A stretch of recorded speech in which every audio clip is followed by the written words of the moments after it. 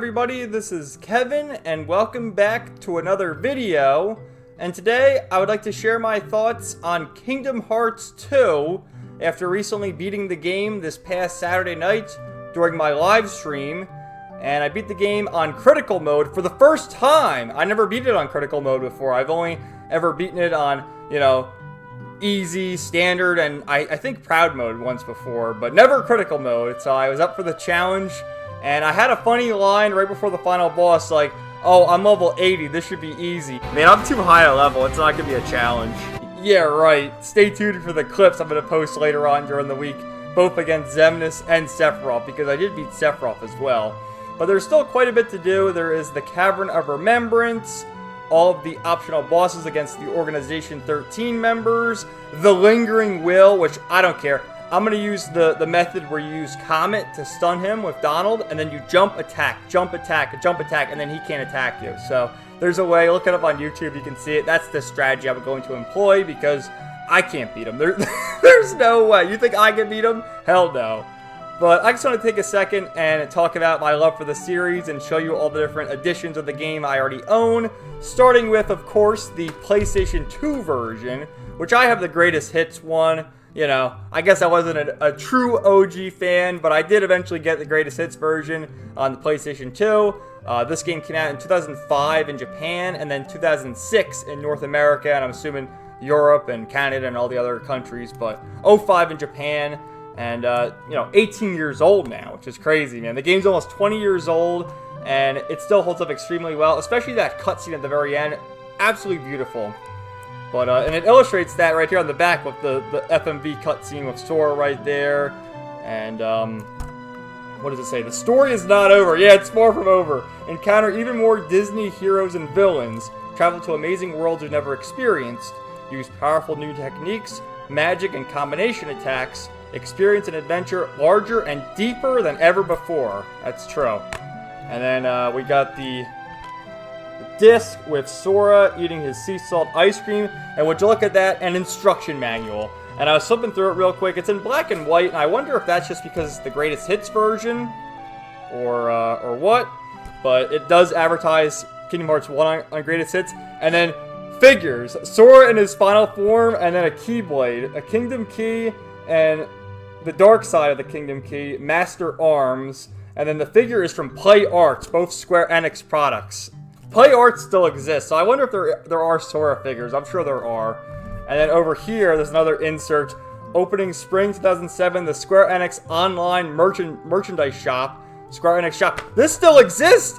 From 2007, the Square Enix shop still exists. They still have that same URL. And again, we have a figure of Sora and the Kingdom Key. So that's Sora in his master form. It looks like he has the Guardian Soul Keyblade, the one that Auron gave him. And I think the other one's the Star Seeker. So it's cool going through that again. How come we can't have instruction manuals in our games anymore? Like, what's the deal, man? So, some years later, we got the HD remakes. And I think it was 2012 where 1.5 came out, and that had Kingdom Hearts 1, Chain of Memories, and then the cutscene movie for 358 over 2 days, and then a year or two later, we got the 2.5 one, which has Kingdom Hearts 2, Kingdom Hearts Birth by Sleep, and then the cutscene movie for Recoded, which is still the only Kingdom Hearts game I've never played, and I have no intention to ever play that game because it's kind of useless. But this was actually the first time I was able to play Birth by Sleep because I never had a PSP. And a beautiful cover art right here, especially at the top there. We have Xehanort, Xemnas, and Terra on either side of him. Then we have the three Birth by Sleep characters, Ventus, Aqua, and Terra. We have Sora and Riku, King Mickey, Sora and Roxas, and then Donald and Goofy. Just terrific artwork, and all the Keyblades scattered around. One thing we are missing, though, is Naminé and Kairi, but I guess they make up for the waifu department with Aqua. Which we'll be getting to her game soon enough, and I like Aqua. I know some people kind of shit on her, too, but you can't win with the Kingdom Hearts fandom. So then some years later, we got the PS4 All-in-One Edition, which I think they actually released these separately again on PS4, but then like a year after that, they said, oh, here's the All-in-One collection. I picked this up for like 30 bucks, and it has 10 magical Kingdom Hearts experiences. And at this point, if you're still bitching about how the plot is confusing, you don't know what's going on, but pick this up and play all the games. They're all right here. The few games that aren't actually games, like 358 and Recoded, you know, are the cutscene movies. It's a shame they never made 358 into an actual game, but you have the cutscene movie, and it's a great movie. I actually did a live reaction to it some months ago.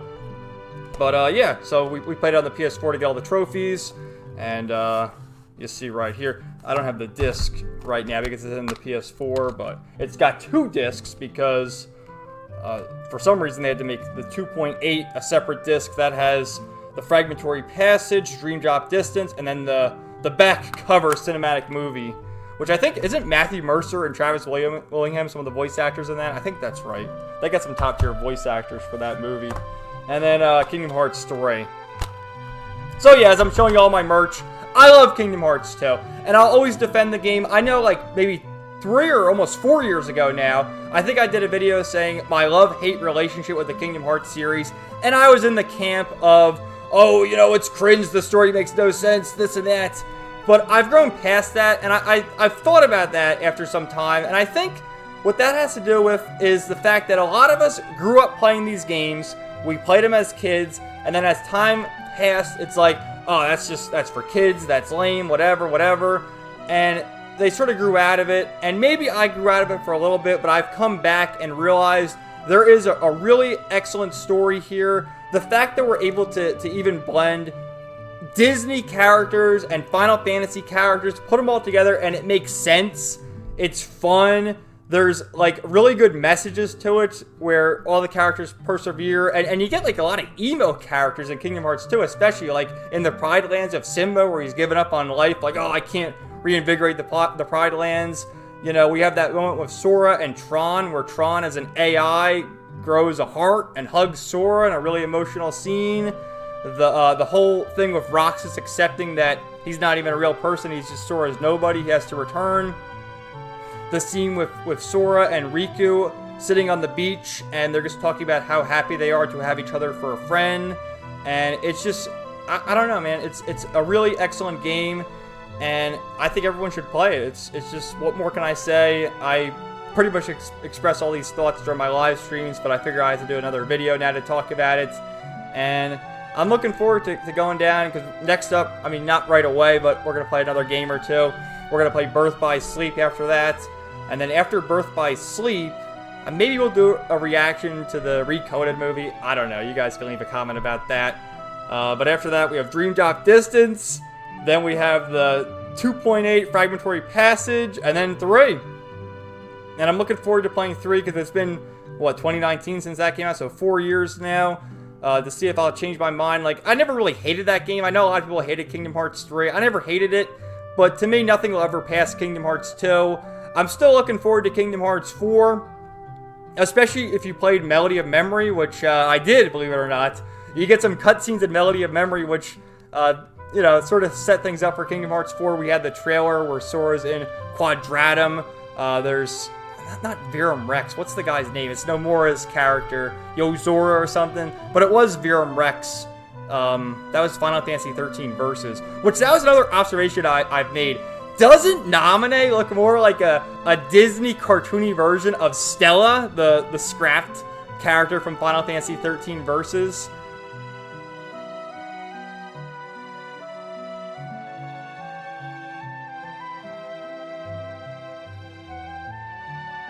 Which we know Nomura has a type, man. We know. I know anyway, and he's based for that. And I love Tetsuya Nomura. Like, the dude, he's put together, you know, as the director for all the Kingdom Hearts games, character designer in pretty much every Final Fantasy 6 on. I believe the story goes in Final Fantasy 5, he had designed the character for Setzer and Shadow, but they were scrapped. I think there were supposed to be job classes in Final Fantasy 5, but the idea was scrapped. They moved on to Final Fantasy 6, and then he was the lead character designer in 7, 8, 9, 10, 12, etc., etc. Parasite Eve.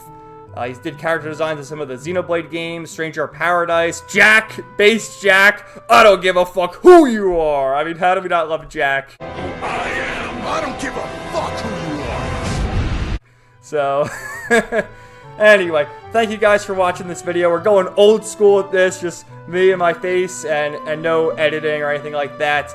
And for the rest of the week, I'm going to have clips, my fight with Xemnas, and then my fight against Sephiroth. And then the following week, we'll get back to more of the heavily produced videos with Trails in the Sky, the third review. And then I'll do another video on Kingdom Hearts 2 after I get the Platinum. Yakuza Like a Dragon, Fate Stay Night, Unlimited Blade Works. I got it all coming down the pipeline. So excuse this little, whatever this video was. But hopefully you guys enjoyed it. I love Kingdom Hearts 2. And I'll always defend it. I'll keep defending it no matter what. And I hope you guys play it if you never played it before. Give it a chance. It's a terrific game. I absolutely love it. So thanks, guys. Have a great day, and we'll talk to you later. Peace out.